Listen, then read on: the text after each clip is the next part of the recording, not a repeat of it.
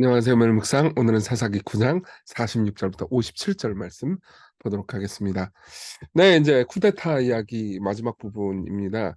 그 아비멜렉이 이제 쿠데타를 일으키고 70명의 형제들을 죽이고, 그리고 그 과정 중에서 한 명 요담이라는 아들이죠. 도망치고, 요담은 너를 다 죽을 거다라고 저주하고, 그리고 아비멜렉은 세겜 사람들하고 짜고, 그러고 나서 세겜에서 아비멜렉이 왕이 됩니다. 그러니까 이스라엘의 어떤 의미에서는 최초의 왕이에요. 많은 사람들이 이스라엘의 최초의 왕을 사울이라고 생각하는데, 국지적이긴 했지만 또 최초의 왕을 아비멜렉이라고 볼 수도 있습니다. 근데 굉장히 부정한 방식으로 왕이 됐죠. 그러니까 되게 나쁘고 악한 왕인 거예요. 그럼 이제 그대로 잘 됐느냐? 잘 먹고 잘 살았냐? 에이, 그럴 리가요. 3년 지나고 나서 어떻게 됐겠습니까? 3년 지나고 나서 서로 싸우기 시작합니다. 세겜 사람들이 반란을 일으키고요. 아비멜렉은 열받아 가지고 다 죽여 버리려고 그러죠. 그쵸. 실제로 그렇게 서로 죽고 죽이는 그 싸움이 계속되고, 46 절부터 우리는 이 이야기의 결말이 어떻게 되는지를 봅니다. 읽어 볼게요. 세겜 망대의 모든 사람들이 이를 듣고 엘브릿 신전에 보루로 들어갔더니, 그러니까 엘브릿 신전이라는 게 존재했다라는 것만으로도 '와, 이놈들 진짜 우상 숭배가 가득했구나.' 이런 걸 알 수가 있는 거죠. 세겜 막내의 모든 사람들이 모인 것이 아비멜렉에게 알려짐에, 아비멜렉 및 그와 함께 있는 모든 백성이 살몬산에 오르고, 아비멜렉이 손에 도끼를 들고 나뭇가지를 찍어 그것을 들어올려 자기 어깨에 메고 그와 함께 있는 백성에게 이르되, 너희는 내가 행하는 것을 보나니 빨리 나와 같이 행하라 하니, 이렇게 돼 있습니다. 그러니까 세겜 망대가 높은 탑일 수도 있고요. 아니면 그냥 어떤 지역일 수도 있대요. 어디에 모여 가지고 이제 바들바들 떨고 있는 거예요. 근데 아비멜렉이 어떻게 했냐? 나무짝을 패 가지고 막 어깨에 짊어지고 갑니다. 그러고 나서 모든 백성도 각각 나뭇가지를 찍어서 아비멜렉을 따라 보루 위에 놓고, 그것들이 얹혀 있는 보루에 불을 놓으매 세겜 망대에 있는 사람들이 다 죽었으니 남녀가 약 1,000명이었더라. 그러니까 불 질러 가지고 1,000명을 죽인 거예요. 아주 악하죠. 예. 사실 요담이 인제 아비멜렉이 결국 망할 거다라는 걸 예언하면서, 아비멜렉으로부터 불이 나와서 세겜 사람들을 죽일 거고, 세겜 사람들로부터 불이 나와 가지고 아비멜렉을 죽일 거다, 이런 예언을 한 적이 있거든요. 근데 진짜 아비멜렉으로부터 불이 나왔죠. 예. 불 질러 가지고 죽여 버려요. 아비멜렉이 데베스에 가서 데베스에 맞서 진치고 그것을 점령하였더니, 그러니까 또 데베스라는 지역으로 또 가요. 그러니까 이게 분노 조절 장애야 이 친구는. 너무너무 화 가지고 막 계속 죽이려고 그러는 거예요. 그래서 성읍 중에 견고한 망대가 있으므로 그 성읍 백성의 남녀가 모두 그리로 도망하여 들어가서 문을 잠그고 망대 꼭대기로 올라간지라. 인제 탑으로 올라간 거예요. 아비멜렉이 망대 앞에 이르러 공격하여 망대의 문에 가까이 나가서 그것을 불사르려 하더니 또 불질러 죽이려고 합니다. 근데 갑자기 한 여인이 등장해요.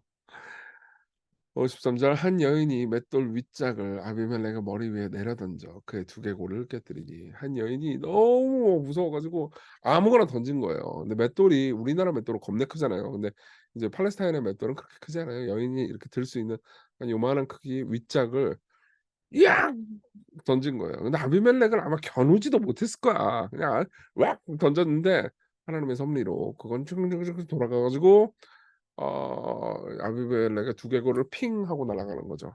아비멜렉이 자기의 무기를 든 청년을 급히 불러 그에게 이르되, 너는 칼을 빼어 나를 죽이라. 사람들이 나를 가리켜 이르기를 여자가 그를 죽였다 할까 하노라 하니, 그 청년이 그를 찌르매 그가 죽은지라. 그러니까 너무 창피해서 여자한테 죽었다 그럼 너무 창피, 당시의 사회에서는 너무 창피했던 거예요. 그래서 그냥 그 청년이 그를 찌르매 죽었다, 이렇게 돼 있습니다. 네. 근데 이게 기록돼 버렸네요. 결국 다 알게 됐어요.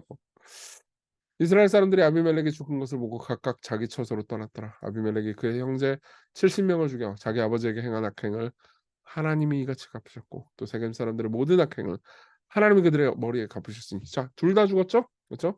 여룹바알의 아들 요담의 저주가 그들에게 응하니라. 네. 이렇게 이야기가 끝납니다. 아주 비참하고요. 그리고 결국 권선징악의 절정이죠. 결국 악한 이 모든 사람들은 결국 보응받게 됩니다.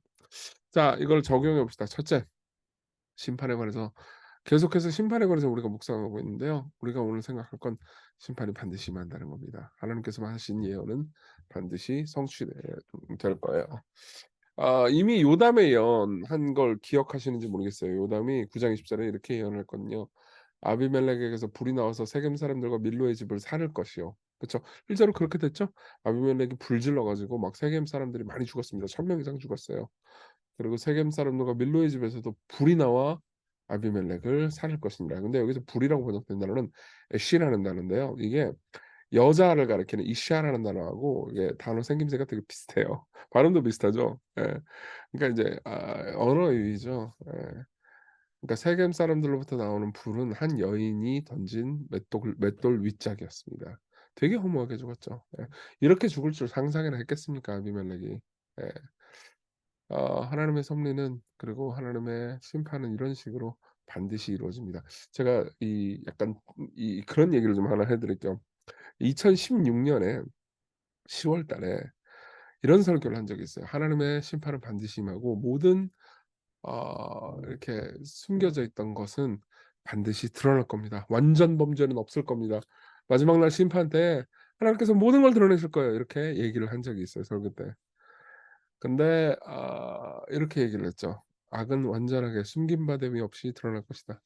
역사의 모든 것이 드러날 것이다. 완전 범죄는 잘못 썼네요. 사라질 것이며 완전 범죄가 나타날 것이며 완전 범죄했던 것이 드러날 것이고 화성 연쇄살인범이 나타날 것이고 우리 인생 가운데 무엇이 진짜 나쁜 것이었는지가 환히 드러날 것이다."라고 제가 설교문에 쓴 적이 있어요. 예. 그때까지만 해도 2016 년까지만 해도 화성 연쇄살인범이 누군지 몰랐어요. 그 옛날에 2003 년도에 나왔던 그 살인의 추억이라는 영화가 있거든요. 그 영화 저 극장에서 봤습니다. 그거 본 사람들은 '와 진짜 화성 연쇄살인범 저 자식 누구지?' 했는데 결국 어떻게 됐죠? 밝혀졌죠. 예. 이춘재라는 사람으로 2021 년에 밝혀졌습니다. 예. 그쵸. 예. 진실이 언젠가 최후 심판에만 밝혀질 거라고 생각하지 마십시오. 심판이 꼭 우리 죽고 나서야만 될 거라고 생각하지 마십시오. 지금도 이루어집니다. 예. 저는 참 이 설교문 보면서 나중에 인제 화성 연쇄살인범이 밝혀지는 걸 보면서 '와 하나님 지금도 일하고 계시는구나.' 그런 생각 너무 많이 들었거든요. 하나님 지금도 일하고 계십니다. 그걸 기억하세요. 오늘 여러분들이 억울한 일이 있다 하더라도 잊지 마십시오. 두 번째 진정한 구원자를 기억하는 겁니다. 이거는 이스라엘 최초의 왕 정실험이었습니다. 아까 제가 잠깐 말씀드렸죠. 아비멜렉이 첫 번째 왕이었다고요. 그리고 당연히 어마어마하게 실패했죠. 왕이 있어야 이스라엘 백성들이 행복해지는 게 아니었어요. 하나님을 진짜 왕으로 삼았어야 했습니다. 예. 그것은 이 실패는요 그들의 죄 때문이었고요. 하나님은 악을 내버려 두시지 않으시죠. 예.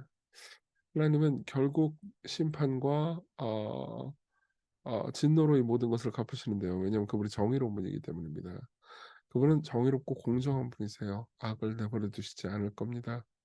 엘리자베스 아트마이어라는 주석가가 있는데요. 이 주석가가 쓴 한 부분을 저는 되게 좋아합니다. 그러니까 그분이 너무너무 정의로운 분이라는 얘기를 하는 거예요. 그분은 "정의를 반드시 이루실 것이다." 그러면서 이렇게 얘기합니다. "우리 안에 혼란, 폭력 그리고 죽음은 하나님의 부재를 증거한다고 볼 수 없으며 오히려 자신의 목적을 심판이라는 도구를 사용해서 이루신다는 증거다." 그쵸? 그러니까 모든 폭력들 있잖아요. 보세요. 이 아비멜렉과 세겜 사람들이 서로 죽이고 죽잖아요. 그러면 "우리는 전쟁이 났다. 폭력이 있다." 이러지만 이 모든 것들이 결국 서로의 폭력 의지를 사용해서 심판하시는 거죠. 그러니까 하나님께서는 일하시지 않는 게 아니고 오히려 일하고 계시다는 겁니다. 즉 인간사의 어떤 사건도 그분의 주권적인 행위와 의지에서 전적으로 무관한 건 없다. 하나님은 항상 일하고 계시며 항상 관여하신다. 그분이 그 목적을 이루기 위해 선택하신 수단은 한 국가를 파멸시킬 만큼 의외의 것이고 그쵸? 예. 하나님께서 심판하시기 위해서 때로는 바벨론에 의해 이스라엘이 멸망하게 하시기도 합니다.